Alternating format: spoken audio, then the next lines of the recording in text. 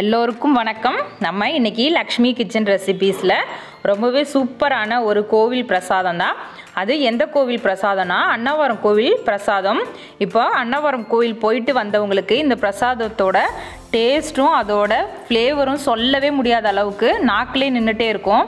கண்டிப்பாக போனவங்களுக்கு தெரியும். இப்போ நம்ம அந்த பிரசாதம் தான் செய்ய போகிறோம்.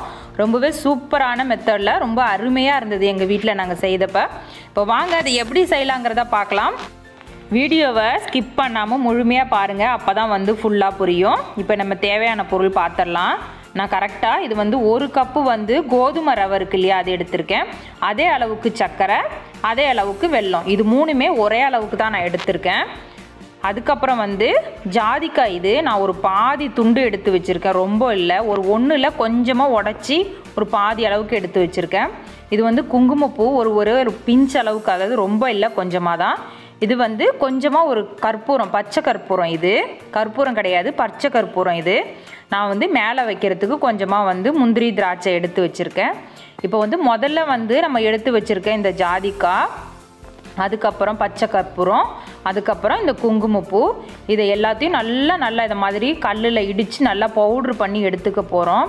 அந்த கோவில் பிரசாதத்தில் இதோட ஃப்ளேவர் தான் முன்னாடி இருக்கும், வாயில் வைக்கும் போதே தெரியும். ஆனால் அதை நம்மளால் கண்டுபிடிக்க முடியாது என்ன சேர்த்துருக்காங்கன்னு.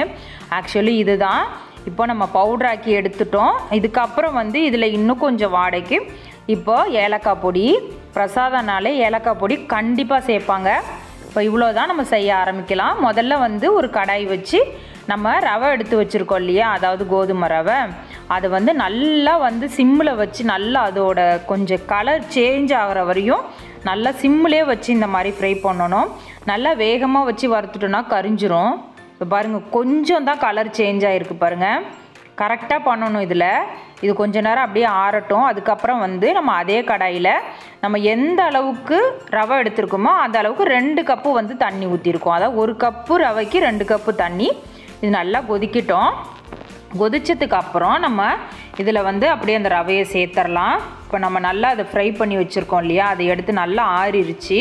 இப்போ இதுக்கப்புறம் இது நல்லா சேர்த்துட்டு கரண்டியால் கட்டி விழுவாத அளவுக்கு இந்த மாதிரி கலரிக்கலாம் நல்லா. இதில் ஒரு ஸ்டெப்பும் பார்த்து பண்ணணும், இல்லைனா குழன்னு ஆகிடும், பாயசம் மாதிரி ஆகிடும். அந்த மாதிரி ஆனால் கொஞ்சம் ஒரு மாதிரி இருக்கும். இப்போ பாருங்கள், நல்லா வேகட்டும், அது வரையும் நம்ம வெயிட் பண்ணலாம். இப்போ பாருங்கள், கரெக்டாக ஒரு 5 நிமிஷம் நம்ம மூடி போட்டு வேக வச்சுருக்கோம். அதுக்கப்புறம் தண்ணி இங்கே பாருங்கள் நல்லா ட்ரைன் ஆகிடுச்சு. இதுக்கப்புறம் நம்ம எடுத்து வச்சுருக்க இந்த 1 கப்பு சர்க்கரையை அதாவது சேர்த்துக்கலாம். இது கூட 1 கப்பு நம்ம இதை எடுத்து வச்சுருந்தோம். இதை அப்படியே சேர்த்துட்டு நல்லா இந்த மாதிரி கரண்டியால் எல்லாம் ஒன்று சேர்கிற அளவுக்கு மிக்ஸ் பண்ணி விட்டுட்டு திரும்பவும் இதை நம்ம ஒரு மூடி போட்டு வேக வைக்க போகிறோம். மூடி போட்டுட்டு ஒரு 5 நிமிஷம், அதாவது அந்த சர்க்கரையும் அதுவும் நல்லா ஒன்று சேர்கிற அளவுக்கு மிக்ஸ் ஆகணும். அது வரையும் நம்ம மூடி வச்சு ஒரு 5 நிமிஷம் கூட இல்லை, ஒரு 2 நிமிஷம் தான். உடனே சர்க்கரை நல்லா கரைஞ்சிரும். பாருங்கள், நல்லா சர்க்கரையும் மிக்ஸ் ஆகிடுச்சு. இதுக்கப்புறம் நம்ம 1 கப்பு வெல்லம் எடுத்து வச்சுருக்கோம் இல்லையா, அதை நல்லா நம்ம உடச்சி வச்சுருந்தோம். இதை அப்படியே சேர்த்துட்டு நல்லா ஒரு வாட்டி மிக்ஸ் பண்ணி விட்டுட்டு இப்போ இதில் இன்னும் ஒரு 1/2 கப்பு இந்த பிரசாதத்துக்கு தேவையான நெய் சேர்த்துக்கலாம். பிரசாதத்துக்கு நார்மலாகவே நெய் தான் சேர்ப்பாங்க. அது ரொம்ப ஃப்ளேவர் ரொம்ப சூப்பராக இருக்கும் சாப்பிட்றதுக்கு. நான் கரெக்டாக ஒரு 1/2 கப்பு சேர்த்துருக்கேன். பாருங்கள், இப்போ நம்ம 5லேருந்து ஒரு 10 நிமிஷம் மூடி வச்சுருந்தோம், சிம்மிலே வச்சுருந்து. இப்போ அந்த வெல்லம் நெய் இதெல்லாம் சேர்ந்து அந்த பிரசாதத்தோட கலரே மாறிடுச்சு பாருங்கள். இப்போ நம்ம இடித்து வச்சுருந்தோம் இல்லையா, அந்த ஃபஸ்ட்லேயே நம்ம இடித்தோம் பாருங்கள், அந்த பவுடரை அப்படியே சேர்த்துக்கலாம். சேர்த்துட்டு இதெல்லாம் நல்லா ஒன்று சேர்கிற அளவுக்கு நம்ம மிக்ஸ் பண்ணிக்கலாம். இந்த கோவில் பிரசாதத்தில் இதுதான் பெரிய ஸ்பெஷலே இதுதான், இந்த பவுட்ரு தான். இப்போ இந்த பவுட்ரு சேர்க்கும் போது தான் அதோட ஃப்ளேவர் செம்மையாக இருந்தது சேர்த்ததுக்கப்புறமே. இப்போ நம்ம மூடி வச்சுட்டு ஒரு 2 நிமிஷம் வெயிட் பண்ணுவோம். இப்போ நம்ம 2 நிமிஷம் ஆனதுக்கப்புறம் இப்போ பாருங்கள், மூடியை ஓப்பன் பண்ணி காமிச்சிருக்கேன் பாருங்கள்.